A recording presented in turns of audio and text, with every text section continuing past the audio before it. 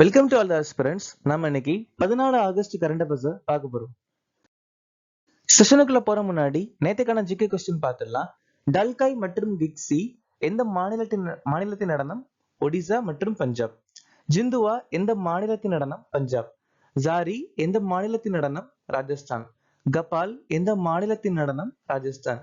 பெரினி சிவதாண்டவம் மற்றும் குசாடி எந்த மாநிலத்தின் நடனம்? தெலுங்கானா.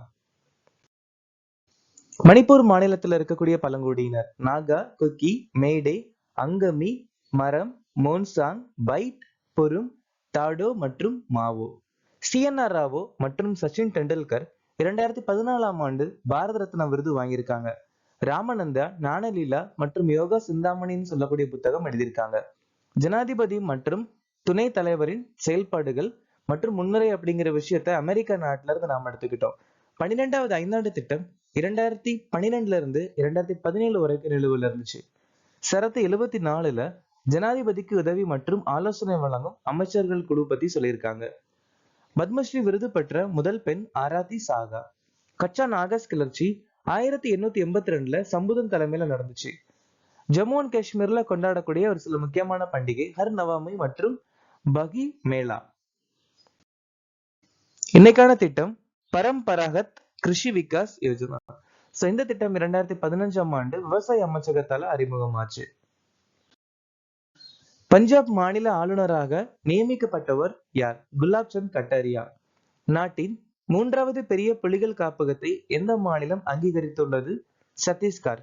நடப்பு நிதியாண்டில் இந்தியாவின் ஜிடிபி வளர்ச்சியை 7% என எந்த சர்வதேச அமைப்பு நிர்ணயித்துள்ளது? ADB.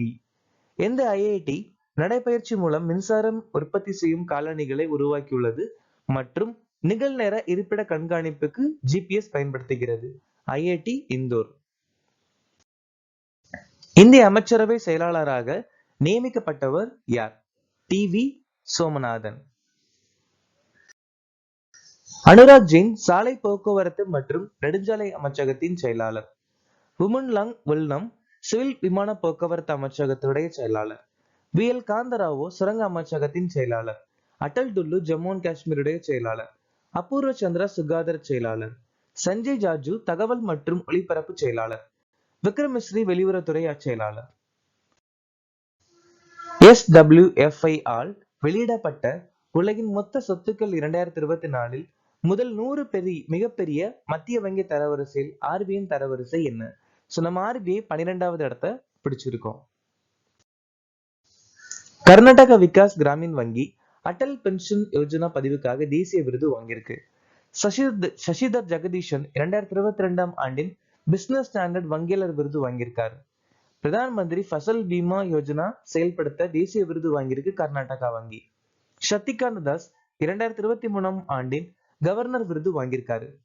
சவுத் இந்தியன் வங்கி 2023ஆம் ஆண்டின் சிறந்த தொழில்நுட்ப வங்கி விருது வாங்கியிருக்கு. பெண்கள் T20 கிரிக்கெட்டில் அதிக ரன் எடுத்தவர் யார்? ஹர்மன்பிரீத் கவுர். ஒருநாள் கிரிக்கெட்டில் அதிவேகமாக 2000 ரன்களை கடந்த வீரர் சுப்மன் கில். உலக கோப்பையில் 50 சிக்சர்களை அடித்த முதல் பேட்ஸ்மேன் மற்றும் T20 வடிவத்தில் 500 சிக்சர்களை அடித்த முதல் இந்தியர் மற்றும் T20 200 சிக்சர்களை அடித்த முதல் பேட்ஸ்மேன் ரோஹித் சர்மா. T20 கிரிக்கெட்டில் 10,000 ரன்களை மிக வேகமாக அடித்த வீரர் பாபர் அசாம். T20 கிரிக்கெட்டில் 350 விக்கெட்டுகளை வீழ்த்திய முதல் இந்திய பந்து வீச்சாளர் யுஸ்வேந்திர சஹால். அடுத்த வருஷம் ஆண்கள் ஆசிய கிரிக்கெட் கோப்பை இந்திய நாட்டில் நடக்க போகுது. எந்த நாள் உலக உயிரி எரிபொருள் தினமாக அனுசரிக்கப்படுகிறது? வருஷந்தோறும் ஆகஸ்ட் மாசம் 10ஆம் தேதி நாம இந்த தினம் அனுசரிக்கிறோம். அதுக்கு முக்கியமான காரணம் ருடால்ஃப் டீசல். டீசலால ஒரு இன்ஜின் தயாரிச்சிருக்காரு, அவர்தான் ருடால்ஃப் டீசல். ஜூன் 12 குழந்தை தொழிலாளர்களுக்கு எதிரான உலக தினம். ஜூன் 19 உலக அறிவால் செல் தினம். ஜூன் 20 உலக அகதிகள் தினம். ஜூன் 30 சர்வதேச பாராளுமன்ற தினம். ஜூன் 25 சம்விதான் ஹத்யா திவஸ். ஜூலை 15 உலக இளைஞர் திறன் தினம். ஜூலை 22 இந்தியாவின் தேசிய கொடி தினம். ஜூலை 28 உலக ஹெப்படைட்டிஸ் தினம். ஜூலை 26 கார்கில் விஜய் திவாஸ். இந்திய ரயில்வேயால் தொடங்கப்பட்ட தொடங்கப்பட்ட உள்ள அதன் உள்நாட்டு மோதல் எதிர்ப்பு அமைப்பின் சமீபத்திய பதிப்பின் பெயர் என்ன? கவச் 4.0. இந்த கவச் 4.0 பெரும்பாலும் நிறைய ஸ்டேஷன்ல அறிமுகப்படுத்திட்டு வராங்க. இது என்ன அப்படின்னு கேட்டா, ஸோ 2 ட்ரெயின் கொலாப்ஸ் ஆகு அப்படி நேருக்கு நேர் மோதல் சான்சஸ் வந்தா அதுல இந்த கவச் அப்படிங்கிற ஒரு சிஸ்டம் இன்ட்ரோடியூஸ் பண்ணாங்க அப்படின்னா ஏதாச்சும் ஒரு ட்ரெயின் ஆட்டோமேட்டிக்கா ஸ்டாப் ஆகும். இல்ல அப்படின்னா 2 ட்ரெயினுமே ஸ்டாப் ஆகிடும் அப்படின்னா இந்த கவச் அப்படிங்கிற ஒரு அமைப்பை உருவாக்கியிருக்காங்க. மேற்கு ரயில்வே உடைய railway protection force Amarnath mission அறிமுகப்படுத்தியிருக்காங்க. Indian railway protection force operation AAHT, operation Yatri Suraksha மற்றும் ஆபரேஷன் நன்கே ஃபர்ஸ்டே அறிமுகப்படுத்தியிருக்காங்க. இந்தியாவின் முதல் கேபிள் ரயில் பாலம் அஞ்சுகட் ஜம்மு அண்ட் காஷ்மீர்ல திறந்து வச்சிருக்காங்க. அமராவதி ரயில்வே நிலையத்தை பிங்க் ஸ்டேஷன் அறிவிச்சிருக்காங்க. இந்தியாவின் மிகப்பெரிய வட்ட ரயில் பெங்களூர்ல அமைஞ்சிருக்கு. இந்திய ரயில்வே கஜ்ராஜ் அப்படிங்கிற அமைப்பை கொண்டு வந்திருக்காங்க. மத்திய ரயில்வே வந்துட்டு இகாத்புரி ஏரியில ஒரு மிதக்கும் சோலார் ஆலையை நிறுவியிருக்காங்க.